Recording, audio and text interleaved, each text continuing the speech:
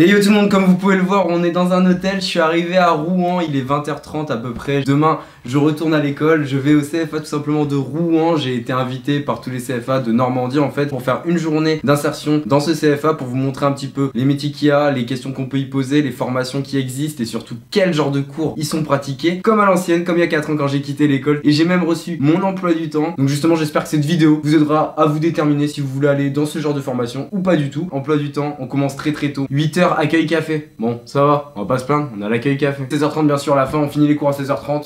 Ça, c'est un bon emploi du temps quand même. Cette vidéo-là annonce toutes les vidéos qui vont sortir cet été. Que des vidéos IRL avec des vidéos Gmod bien sûr. N'hésitez pas à mettre un maximum de likes à la fin de la vidéo si vous avez kiffé comme d'habitude. En tout cas, moi, il est 20h24. Je vais mettre mon réveil. 7h10, réveille-toi gros sac. C'est parti. Ok, à demain maintenant. Il est 7h30 du matin et je vais actuellement à l'école. Super, je suis vraiment trop éclaté les gars, j'ai pas dormi de la nuit. Allez c'est parti, on y va, let's go, je me fais amener comme un petit enfant là. On va voir ce que ça va donner. Bon du coup on vient d'arriver dans le premier cours là. C'est un cours avec le scanner 3D. BTS c'est études d'économie de la construction. Voilà, études d'économie de la construction. C'est un cours sur comment poser le scanner 3D, comment mieux scanner toutes les pièces. Là vous voyez en gros le cours, mais je vous apporterai plus de précision après. Donc dans un premier temps, on a un appareil comme ça, faut le paramétrer. Après, on sélectionne si on est en intérieur ou en extérieur. La meilleure résolution, on est à 117 minutes.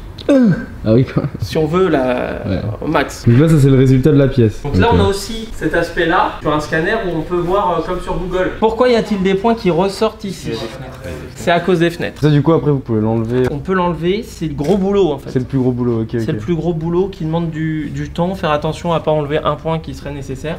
Bon, du coup je suis avec deux élèves, études et économie de la construction, c'est votre première année. Vous êtes tous les deux en société, c'est ça? Société de peinture. De peinture, ok. Ouais. Et toi? Maîtrise d'œuvre. Maîtrise d'œuvre, ok. Pourquoi vous êtes orienté sur ce type de formation? J'avais bien arrêté l'école depuis quelques années. J'avais travaillé mais le salaire était pas hyper attractif. Alors je me suis dit qu'il fallait reprendre une formation.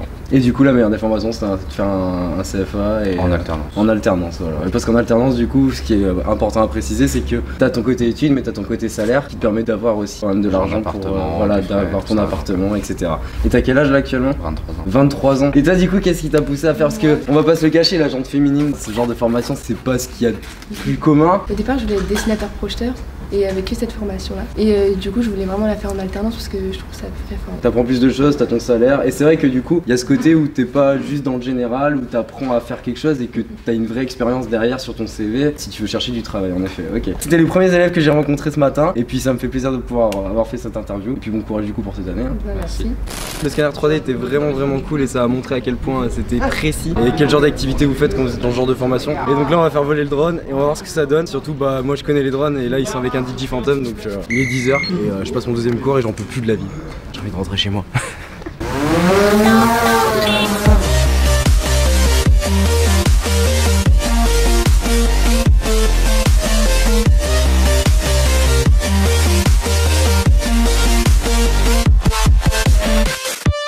En fait, il leur apprend tout simplement à diriger un drone. Ce qu'on a fait depuis 5 ans sur notre chaîne.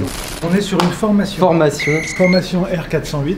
C'est une réglementation 408. Pose, montage, démontage, utilisation et réglementation. Donc là, en fait, ils apprennent à faire ce qu'ils vont faire sur le chantier directement dans le casque, en fait, tout simplement. Exactement ce qu'ils pourraient avoir à faire, sauf qu'ils n'ont pas la sensation. Oui, ils n'ont pas la sensation du poids. Mais sinon, c'est très proche de la réalité chantier. On était en train de tester le casque virtuel, malheureusement, il y a quelques petits problèmes techniques. Donc en attendant, j'ai décidé de faire une petite interview d'un élève. En fait, j'avais prévu de le faire. Donc, tu t'appelles comment? Moi, je m'appelle Tom Defosse. Tom Defosse, bah du coup, bienvenue sur cette vidéo. Ça fait combien de temps que tu es au CFA du coup? J'ai recommencé l'apprentissage il y a 3 ans. Et du coup, maintenant, dans le nouveau bâtiment, ça fait 1 an.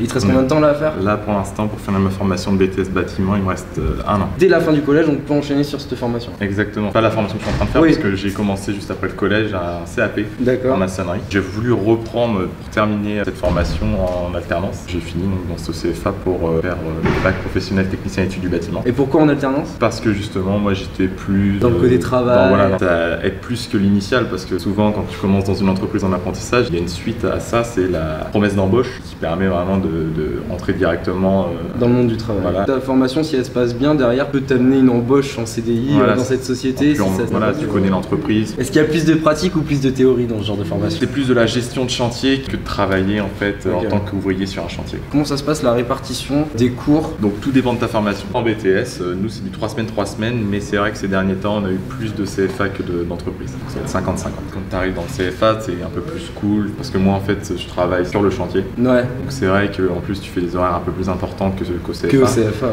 Est-ce qu'un mec qui arrive en CAP, il est moins payé qu'un mec qui est en BTS comme toi par exemple ou... Tout se base sur un contrat en fait. Tu as un salaire de base quand tu commences ta première année de CAP par exemple. Moi je sais quand j'ai commencé, j'avais 16 ans, j'étais 600 balles. 600 balles. Deuxième année 750. Je suis arrivé en bac professionnel, c'était plus intéressant. Avec des indemnités aussi bien sûr. Ouais, quand on prend des indemnités, j'ai un salaire qui est plus de 1000 euros. Bah, écoute, merci énormément pour cette interview. Avec cool. Plaisir. Puis écoute, je te souhaite une bonne formation. Merci. J'espère que le casque VR va marcher là. Ouais. Du coup là on va faire un test où je vais être sur un échafaudage. Il va falloir que je vérifie et que je valide chaque fiche technique de l'échafaudage. On va m'expliquer comment ça se passe. Cet exercice nécessite bien entendu de passer les étapes. Alors on voit l'échafaudage qui est déjà tout fait. L'étape c'est d'aller se mettre en tenue. Tac. Veste de sécurité. On prend les éléments. Et là on va à l'échafaud. On va à l'échafaud. On clique dessus, on ouvre la trappe, on monte. Je te laisse à partir de là ou... Ok, vas-y go. Ah ouais, il faut ouvrir la trappe. Et tu recliques encore et tu y es. Oh. Ah ouais. Tu vas... Avant d'aller monter attention, au il ne deuxième... faut pas oublier de scanner le badge de vérification journalière de cet étage avant d'accéder au suivant. Et là j'ai le petit scanner, voilà. Je le scanne et il est scanné. Ok. Franchement je suis un bon manutentionnaire quand même, non? Et là on monte là, waouh! Et là je peux sauter genre? Tu peux t'approcher. Le but bien entendu dans la pédagogie de cet exercice... Ah putain! Ça m'a fait les jambes qui tremblent, ouais. Et là j'ai tout réussi sauf le QR code niveau 1, parce que je savais pas qu'il y en avait un. Voilà, exactement. Je suis clairement équipé les gars, on va pas se le gâcher. Ça, le but c'est de simuler la découpe bois sur des machines dangereuses. Je suis en train de voir une scie à ruban en fait tout simplement dans mes lunettes. Donc là ça c'est le capteur Donc, main gauche et ça c'est le main droite. Ouais. Là vas-y, on va jusqu'à la lame. Voilà, là tu commences à couper. Ça va là je suis droit non? Ouais, c'est pas mal. C'est vrai qu'il y a une résistance en fait, on le sent comme si on coupait vraiment la planche. Là il me reste une demi-planche. Ouais, et tu peux refaire une découpe après sur la demi. Ok. J'ai terminé les gars, j'ai coupé ma première planche. Regardez, je mets ma main. Pour les gens qui ont peur ou quoi de commencer directement avec la machine, en fait ça met vachement en confiance je trouve. T'as plusieurs niveaux de difficulté, c'est-à-dire que là tu l'as fait, je t'ai pas mis de geste référent, mais le formateur il a la possibilité d'enregistrer un geste, le geste optimal. Donc tu vois après dans les lunettes où tu dois placer tes mains. Okay. Et puis après t'as d'autres niveaux de progression avec la vitesse de coupe, la précision de coupe. Ok d'accord. C'est vraiment révolutionnaire dans le sens où maintenant on n'est plus obligé de les mettre directement avec une planche et une découpe directe, ils peuvent faire ça et c'est beaucoup mieux en fait. Le but en fait c'est de réduire les risques, de se rendre compte tout seul en fait de l'erreur sans que ce soit forcément le formateur qui dise ta vue, c'est là que t'apportes bien. Ok. Ah bah écoute, c'était une très bonne expérience, j'ai vraiment kiffé et je connaissais même pas, je savais même pas que ça existait en fait comme principe et... super cool je trouve. Il y a un côté internat dans ce CFA, on est au niveau de 70 € à peu près la semaine avec demi-pension, donc vous avez la nuit plus le repas. Bien sûr si vous n'avez pas de logement, c'est le mieux en fait, sachant que vous êtes en alternance, vous aurez un salaire. Ensuite on va aller visiter la matériothèque et tout ce qui est environnement pour travailler. Voilà, allez c'est parti. C'est le foyer. Ok, donc ils ont baby-foot, billard, c'est un beau foyer quand même. On rentre dans une chambre qui est complètement individuelle, votre lit, votre bureau, votre armoire et votre propre salle de bain, qui est quand même énorme, c'est quand même une énorme salle de bain. On passe du côté de l'infrastructure sportive. Ok, donc là on vient d'arriver à l'intérieur du coup.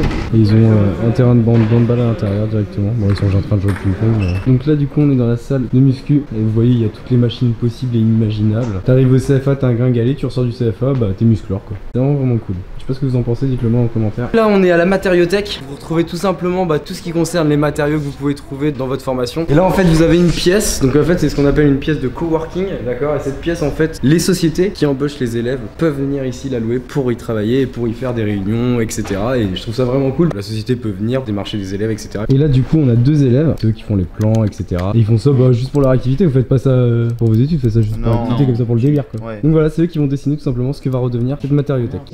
Là on est arrivé dans les ateliers. Vous voyez il y a des murs entiers de matos. Bon du coup je suis avec deux formateurs. Donc vous êtes monsieur Lelièvre et monsieur Brunel. Ok, et vous êtes du coup formateur dans le même domaine, vous faites la même chose? On fait tous les deux la même chose, sanitaire et thermique. Sanitaire et thermique, d'accord. Tout ce qui concerne les énergies notamment renouvelables. Ok voilà, renouvelable, voilà, c'est très important de le préciser. On travaille sur des chauffe-eau, parce que tout le monde a à la maison, un chauffe-eau pour l'eau chaude sanitaire. Le traitement des eaux adoucies pour éliminer le calcaire, et puis les eaux surpressées.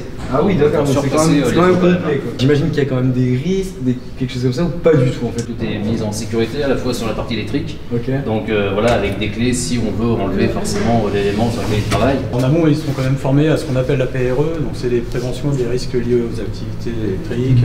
Oui, donc ils sont formés avant d'être mis directement devant le tableau. Voilà, c'est ça. Alors là, c'est une installation avec différents radiateurs. D'accord. On travaille essentiellement sur la partie équilibrage des réseaux. Donc on peut voir, on peut travailler sur les différents modes de raccordement, les diamètres, les raccords, enfin voilà. Puis ensuite, comment le mettre en service, comment le mettre en eau. Donc en fait, c'est une réelle évolution dans la formation. C'est bien, parce qu'au moins vous n'êtes pas tout de suite dans le moule, vous vous dites qu'il y a une marge de progression. Très bien. Tout à fait. Là, on a les 3 types de chaudières murales que l'on peut rencontrer. Okay. Donc chaudière classique, atmosphérique. Ensuite, on a les basses consommations et ensuite on a la partie condensation. Les 3 types de chaudières qui peuvent retrouver en situation réelle, elles sont ici. Ok, exactement.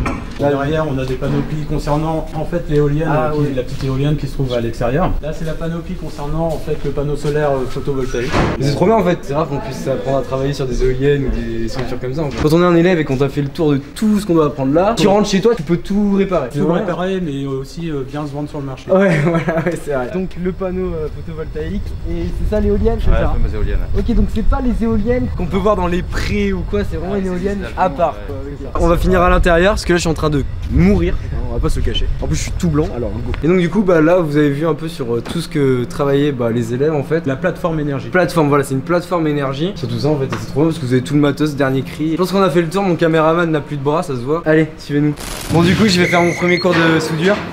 Voir m'habiller, c'est ça? Et je vais perdre 2 kilos avec ces conneries. Il va faire chaud là-dessus. Eh, je suis un vrai soudeur là, y'a quoi? Dès que le fil il touche la pièce qui est reliée à la masse, le courant fait la boucle, ça te génère un arc électrique qui fond la matière. Ok, ouais. Alors ce qu'il faut faire attention, c'est rester toujours à peu près à la même distance, pas aller trop vite. J'ai peur.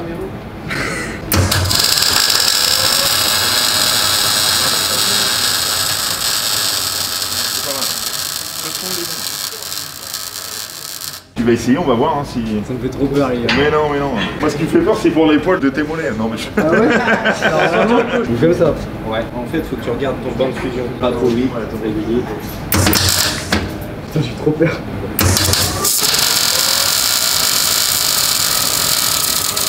Ah oui, ok, donc j'étais au-dessus. Là je suis remonté. C'est une dernière fois, c'est parti.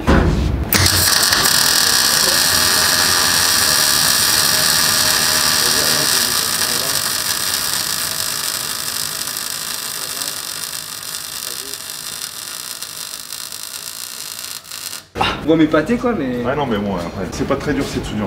C'est pas très dur mais c'est quand même pour quelqu'un qui non mais exactement, mais après toi soudure à la baguette, à l'ancienne, ça c'est la plus ancienne. Donc là t'as la baguette qui diminue et tout, faut que tu compenses, donc c'est un peu plus dur. Ça c'est la cisaille guillotine. La cisaille guillotine. Cisaille guillotine, en fait c'est un grand ciseau, ça coupe les tôles. Une lame fixe, une lame mobile, elle descend, elle coupe toute épaisseur. Et là c'est la plieuse, c'est ça? Avec un écran et tactile. Tout, Et donc là cet écran tactile va nous servir à quoi? Dessiner la pièce et donc à instaurer toutes les codes. Donc tout est paramétré sur cet écran tactile avant la découpe, c'est ça? Avant la pile. Voilà, et ça nous donne même la longueur qu'il faut débiter, etc. Je fais une programmation, je dessine la pièce que j'ai à faire, je choisis l'outillage et là je passe en programmation. D'accord. Je passe en pliage et là... Okay.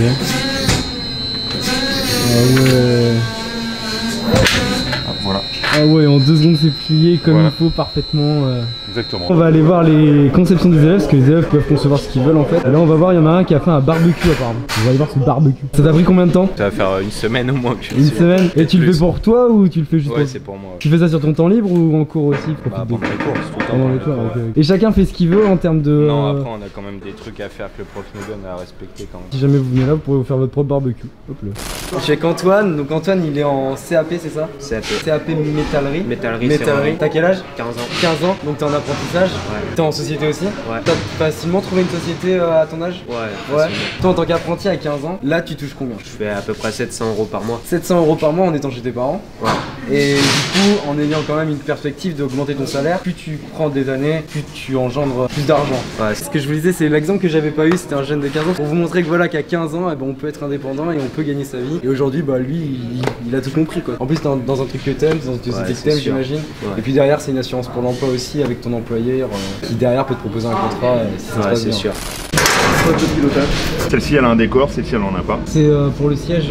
Pour le siège. Donc là il faut un pilote essayeur les gars. Ça rentre bien. Avec le volant, le siège. Il n'y a plus qu'à. Ah, ok. Puis c'est quelque chose que vous avez réalisé en combien de temps là, avec les élèves? Il y a l'étude, il y a faire les plans, faire le prototype. Ouais. Là on commence à avoir pour faire des séries, c'est-à-dire des pièces pour les jeunes. Il faut se renseigner sur internet, voir les cotes, la hauteur d'un pour le siège, pour le volant. Ouais. C'est ouf de fabriquer ce genre de truc quand même dans une école quoi. Ça, ouais bon après on joue quoi, on essaie de les intéresser. Je trouve que c'est le mieux. Du coup on conclut avec cette création qui représente le CFA, non c'est ça? Le logo du CFA en fait. Le logo du CFA, voilà. La découpeuse plasma, c'est pareil, on a joué un petit peu. Et découper en rond, c'est pas plus compliqué? Non, elle fait tout ce qu'on veut. Et ben pour l'atelier métallerie, je pense qu'on a fini, on a fait le tour. Merci à tous d'avoir été là en tout cas.